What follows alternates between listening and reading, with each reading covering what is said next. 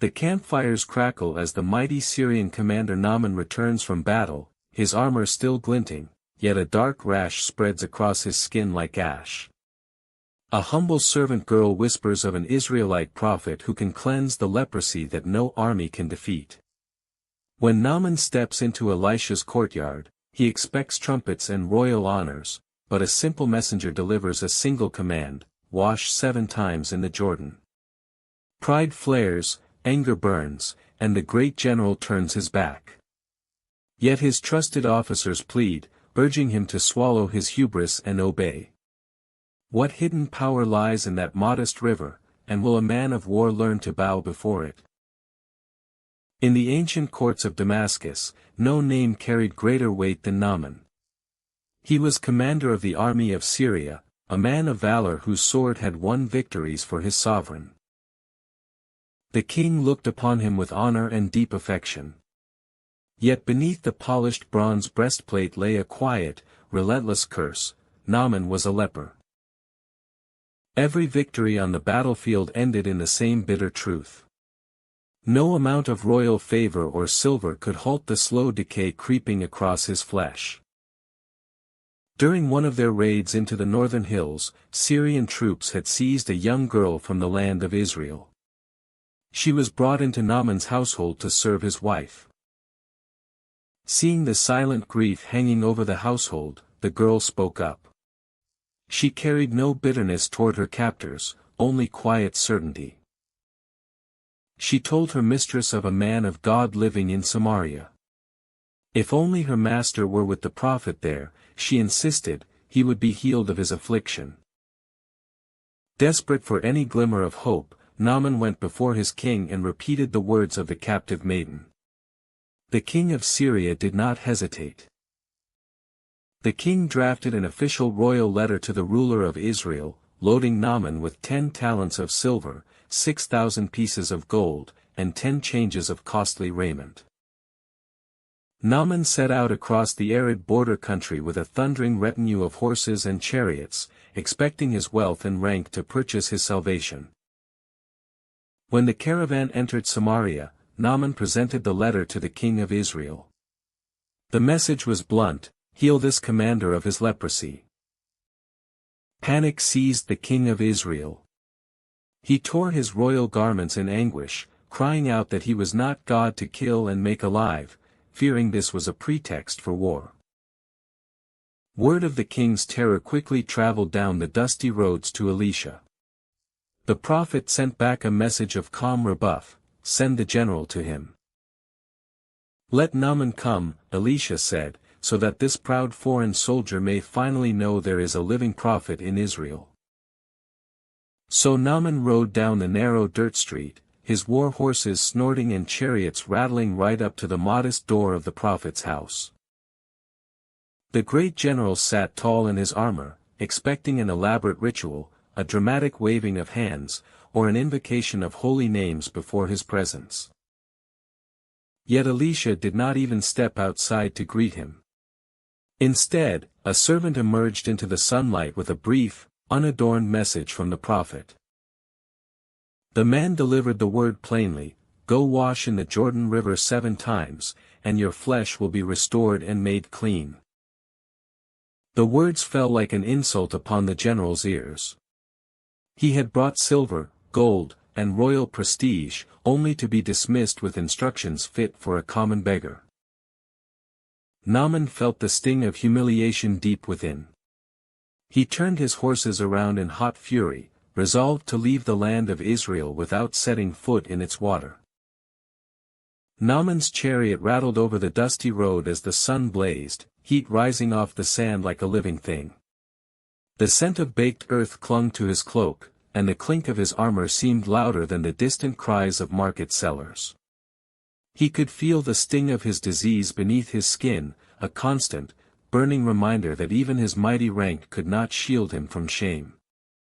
The messenger's simple command echoed in his mind, a thin thread of derision that tugged at his pride. Wash 7 times in the Jordan, the prophet had said, as if the cure were a child's game. Naaman imagined the river as a sluggish, muddy stream, unworthy of a commander who commanded thousands and received tribute from foreign kings. He pictured himself stooping, his great sword slipping from his hand, the water splashing against his scarred flesh, exposing his vulnerability to the very people who had once bowed before his banner. Rage hardened his jaw, his eyes flashed like steel as he turned his horses toward the desert, intent on leaving Israel forever, his honor bruised more than his body. Yet his servants, loyal and seasoned in the ways of his temper, stepped forward, their voices low but firm, urging patience. "My lord," they said, "the prophet spoke truth. Would you not have obeyed a king who demanded a greater task? The Jordan is but a river, the command is simple, the promise great." Their words, seasoned with humility, began to chip away at the wall of his pride. He heard the whisper of the wind through the reeds along the riverbank, a soft susurrus that seemed to call his name. The thought of his son's laughter, his wife's gentle smile, and the hope of being healed for the sake of his household stirred something deeper than anger. He remembered the captured servant girl, her eyes bright with faith, and wondered if perhaps there was a wisdom in the simple act she described. The commander slowed his horses, the reins creaking as he contemplated the cost of stubbornness. He imagined the faces of his men, their respect waning if their leader refused a cure that could restore him to full strength. The thought of returning to battle with his skin healed, his vigor renewed, sparked a flicker of desire that fought against his pride.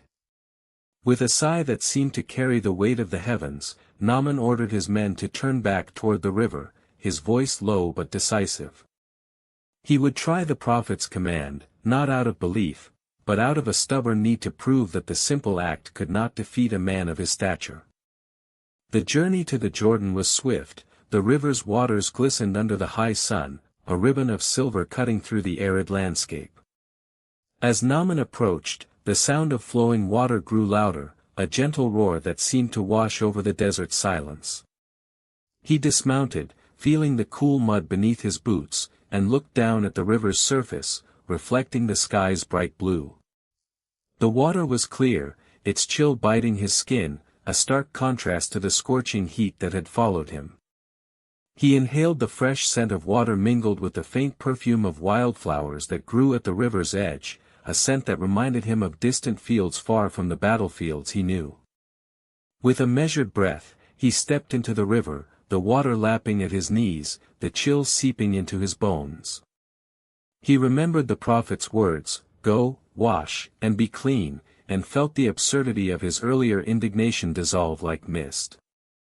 The first dip was hesitant, his movements cautious, as if the river might judge him. The second wash was steadier, his shoulders relaxing, the water sliding over the scars that had long defined him. By the third immersion, his mind began to quiet, the murmurs of his servants fading into the background, replaced by the river's steady hymn. He counted each dip, feeling the rhythm of the water echo his heartbeat, each splash a small surrender to something greater than his own will. When he emerged after the seventh wash, the sun struck his skin, now smooth and unblemished, as if the river had erased the years of suffering. A gasp escaped his lips, a sound of astonishment mingled with gratitude, and his eyes widened at the sight of his own reflection, a child's purity staring back. The heat of the day seemed less oppressive now, the desert's harshness softened by the miracle he felt coursing through his veins. He turned to his servants, his voice trembling with reverence, "The Lord, He is God." He fell to his knees, the sand cool beneath him, and lifted his hands toward the heavens, thanking the unseen hand that had healed him. The river's gentle flow continued, indifferent yet intimate, bearing witness to a man's humbled pride and restored flesh, a testament to obedience over expectation. What does Naaman stumbling at the Jordan teach us about the daily battles we fight within our own hearts? He was a man of rank, armor, and reputation, yet the simple act of dipping his feet in a modest river stripped away the layers of pride that had become his armor. In the same way, each of us carries invisible scars, habits, grudges, expectations, that we think protect us, but often they keep us from the gentle currents of grace that God offers. When we meet the invitation to humble ourselves, the world may whisper that we are lowering ourselves, that we are compromising our status. Yet Scripture reminds us that true strength is found not in the display of power, but in the quiet surrender to the one who holds the river of mercy. James writes, God resists the proud, but gives grace to the humble, James 4 verse 6, echoing the ancient promise that the Almighty honors a contrite spirit more than a boastful tongue. Imagine a modern commander in a corporate boardroom, clutching a glossy report, refusing to listen to a junior colleague's simple suggestion because it seems beneath his position. The same pride that once drove Naaman to rage could be the very thing that keeps us from the healing waters of obedience today. The Jordan was not a grand temple or a lavish palace, it was a modest stream, a place where the dust of battle could be washed away. Likewise, God often meets us in the ordinary, a quiet prayer, a humble act of service, a moment of honest confession, places where we are forced to lower our defenses and let His power work through our vulnerability. The transformation that took place on Naaman's skin was not merely physical, it was a testament to a heart that finally yielded. As we consider the moments when pride blocks the path to peace, let us remember that the river is always there, waiting for us to step in, even if it means the uncomfortable act of getting low. May we learn to hear the soft susurrus of God's invitation, to trust that the simple act of obedience carries a promise far greater than any earthly accolade. Naaman lingered at the riverbank, his armor clanking as he shifted his weight, the heat of the desert still pressing against his neck like an unseen hand. The water lapped gently, a soft murmur that seemed to whisper promises he had long denied. He stared at the flowing surface, eyes narrowed, mind wrestling with a stubborn pride that had carried him through countless battles. The commander could still hear the distant clang of swords from the camp he had left behind, the shouts of soldiers, the triumph of victories that had earned him gold and reverence. Yet now, each ripple reflected a different kind of battle, one fought within his own flesh, a war between contempt and humility. His servants stood nearby, their faces a mixture of patience and concern. One, a seasoned officer named Haziel, knelt on the sand, his fingers brushing the grains as if feeling for some hidden answer. He glanced up at Naaman, his voice low, "My lord, the prophet's word is clear. 7 washes, no more, no less. The Lord will fulfill what he has spoken." Naaman's jaw tightened. He remembered the captive girl from Israel, the one whose simple faith had set this whole episode in motion. Her eyes had shone with a certainty that seemed impossible for a mere servant. He had dismissed her then, but now the memory lingered like a lingering scent of incense, faint yet impossible to ignore. The thought of the girl's faith sparked a flicker of something he could not name, perhaps a hint of respect, perhaps a pang of guilt. A sudden gust rose from the river, stirring the reeds and carrying with it the scent of wild thyme and distant pine. The wind brushed against his face, cool against his heated skin, and for a brief moment the commander felt a strange sensation, as if the very air were urging him forward. He lifted his sword, its blade catching the sun, casting a brief flash that seemed to pierce the clouds above. The sight of his own weapon, a symbol of his authority, reminded him of the countless lives he had commanded, the lives he had taken in the name of his king. He thought of his wife, waiting at home, her eyes always bright with concern for his health, her hands always ready with herbs and prayers.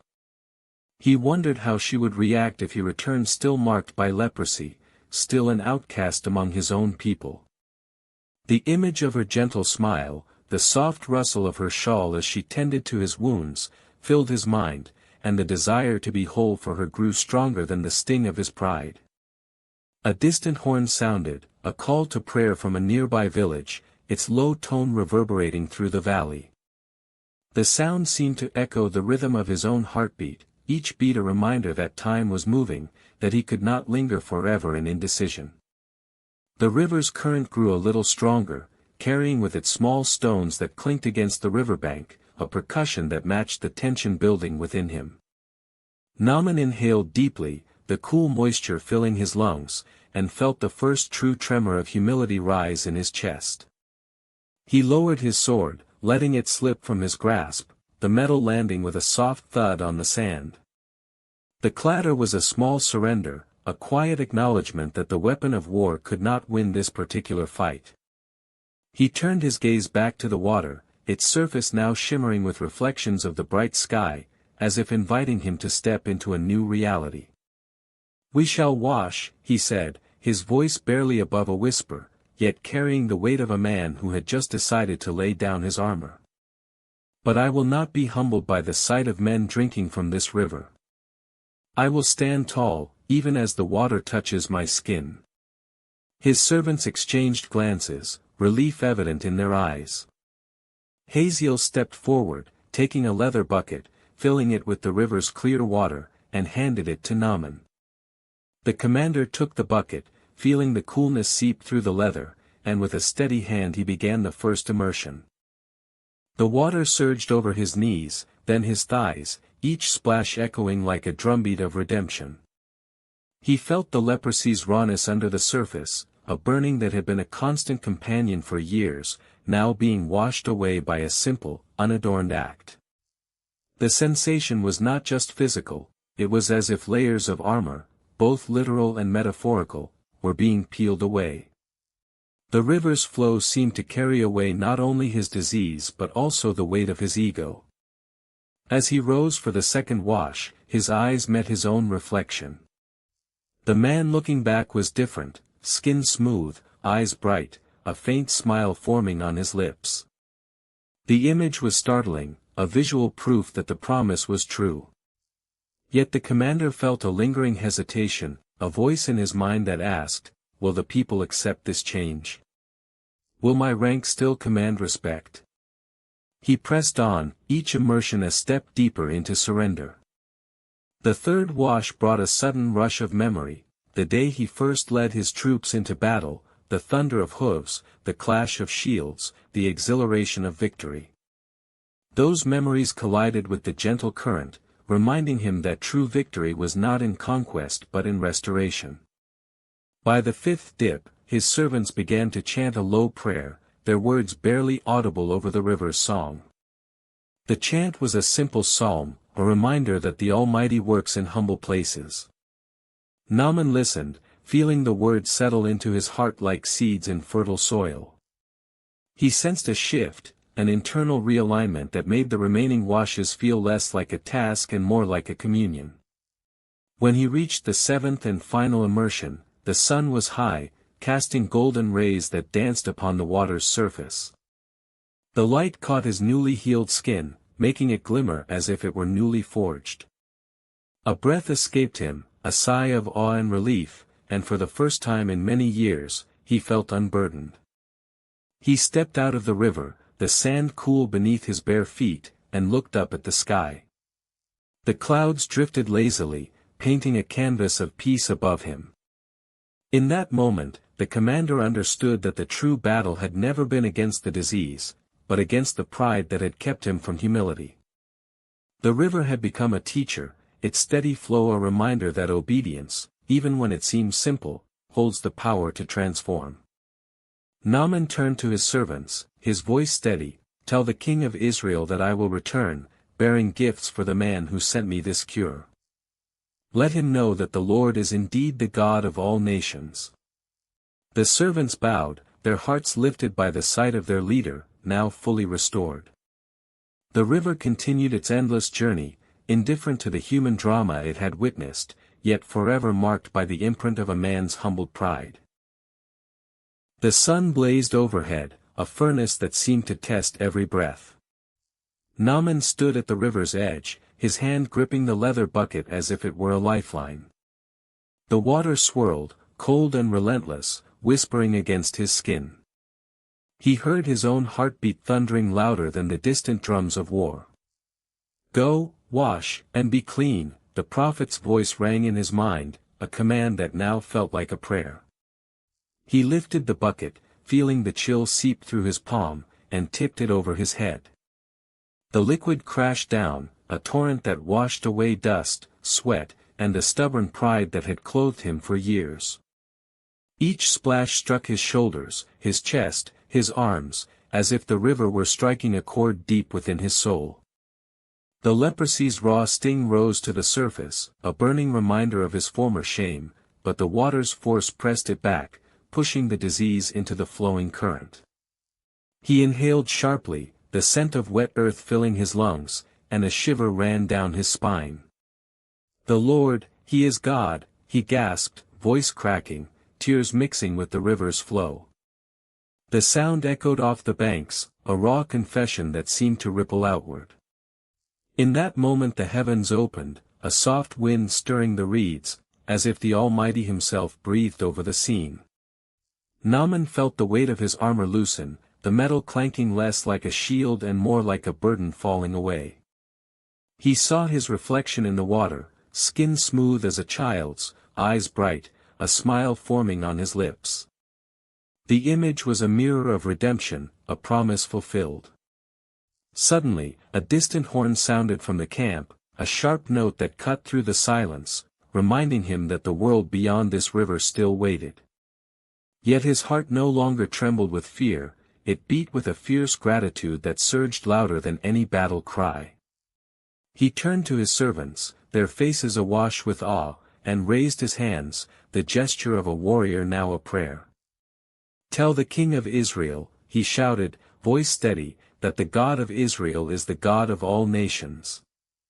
The words flew across the water, carried by the wind, landing on the ears of every onlooker. A single phrase rose above the roar of the river, a thunderous declaration that would echo through history: "He healed me." He felt the final ripple of the seventh wash settle, the water calm, the river returning to its gentle song. Naaman stood, healed, humbled, and wholly transformed, his spirit soaring higher than any chariot ever could. The river taught Naaman that true power lies not in the armor of rank but in the humility of a willing heart, ready to be washed clean. When pride blocks the simple invitation of God, the very source of healing becomes a stumbling block, turning blessing into bitterness. His servants, speaking softly, reminded him that obedience to a modest command often requires more courage than any battlefield charge. Each immersion was a step down, yet with every dip his skin grew smoother, his spirit lighter, echoing the promise that God refines through surrender. The prophet's messenger had not sent a grand miracle, but a humble instruction: wash, and be clean. That simple command carries the weight of divine grace. Naaman's rage at the river mirrors our own resistance when God offers a path that feels beneath our status or ambition. The turning point arrived when he swallowed his pride, remembering the servant girl's faith that had sparked the journey. His confession, "The Lord, He is God," rang louder than any battle cry, a proclamation of restored trust. In that moment the scripture that defined his healing rang clear, and he said, "Rise, and go home, for thy flesh is as a child's." The verse reminds us that God's power makes the impossible ordinary, turning a scarred veteran into a child reborn. Our own leprosy may be bitterness, unforgiveness, or the weight of self-importance. The cure is the same simple act of surrender. The lesson: when God asks us to dip our pride into His river, the cost is small, the reward immeasurable, and the transformation complete. So each day we stand before our own Jordan, hearing the same command: wash, be clean, and must decide whether to step in or stay ashore. May we choose the river, trusting that the God who healed a mighty commander will also restore the child within us. So he went down into the Jordan. The water was cold against his skin, colder than he expected, and he felt the rivers pull around his legs as he bent and submerged. The first time, nothing. He stood on the bank, water dripping from his beard, and waited. The second time, still nothing. The old anger began to stir again, hot in his chest, and he wanted to climb out and leave this place forever. But his servant stood nearby, watching him with a quiet steadiness that kept him still. They had seen him at his worst already, seen the rage that brought him here, and they did not flinch. So he went down a third time, and a fourth, and a fifth. By the sixth time, he lingered beneath the surface longer than before, letting the river close over him completely, and when he rose, he saw it. His skin, where the leprosy had crept and craved and consumed, was changing. The diseased whiteness was fading. Flesh was returning. He went down a seventh time, and when he climbed out onto that muddy bank, his skin was like the skin of a young child, smooth and whole and clean. The leprosy was gone. Naaman stood there dripping river water onto the stones, holding up his hands before him, turning them over and over as if seeing them for the first time. He was healed. He was whole. He fell on his knees right there, in the dirt and the reeds, and lifted his face toward heaven, and praised the God of Israel. All the pride he had carried, all the grandeur he had demanded, lay spent on that riverbank, and in its place was a man remade. He gathered his whole company of servants and horses and chariots, and they returned together to Elisha, and their Naaman declared that he would serve the Lord all the days of his life. His flesh had been touched by disease, and now it was restored. His spirit had been touched by grace, and now it would not turn back. The Jordan ran on as it always had, indifferent to the miracle it had carried, and Naaman walked home with skin like new linen and a heart bowed low. He went away from that river a different man, and he would never be the same. And so the river keeps running, and the call keeps sounding in quiet places, and we keep standing at the edge of our own waters, wondering if God will really meet us in the ordinary dip of immersion. He will. He did for Naaman. He will for us. The healing is real, and the mercy is near, and the one who called a proud general down into the mud calls us there too, to be made clean, to be made whole, to rise again with skin like a child's and a song on our lips. This is how God works. This is how He has always worked. Not in the grand gestures we imagine, but in the simple, obedient step into water, and the faithfulness that waits on the other side. The river kept running long after Naaman left its banks, carrying nothing but silt and sunlight, indifferent to the miracle it had witnessed. But the story it carried would not be so indifferent. It would travel through centuries, through lips and pages and now screens, arriving at the edge of your life and mine, asking the same question it asked a proud commander long ago: will you step down into the ordinary waters of God's grace, or will you stay on the shore with your pride intact and your skin still diseased?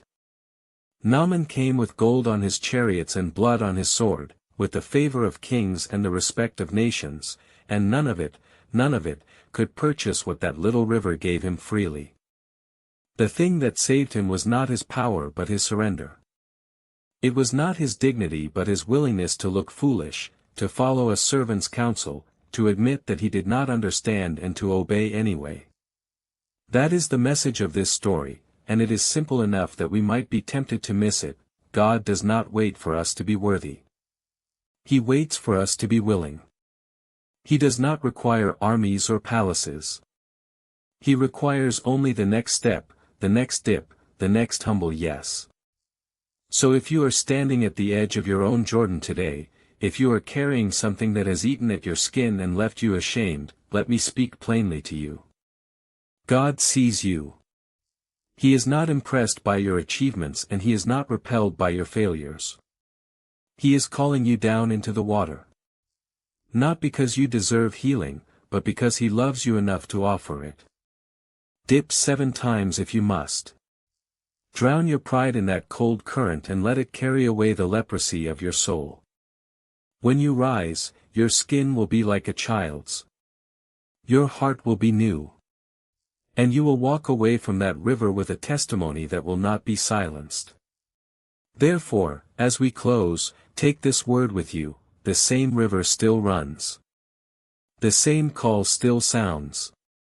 And the same God who healed a mighty general is ready, right now, to heal you. The Lord is near to the brokenhearted and saves those who are crushed in spirit. If this story has touched your heart, if you have felt the echo of Naaman's journey in your own life, then I invite you to subscribe. Hit that button, join this community, and let us walk through the pages of Scripture together, one story at a time. There are more rivers to cross, more miracles to witness, and more hearts waiting to be remade. Until next time, may the echo of Scripture stay with you.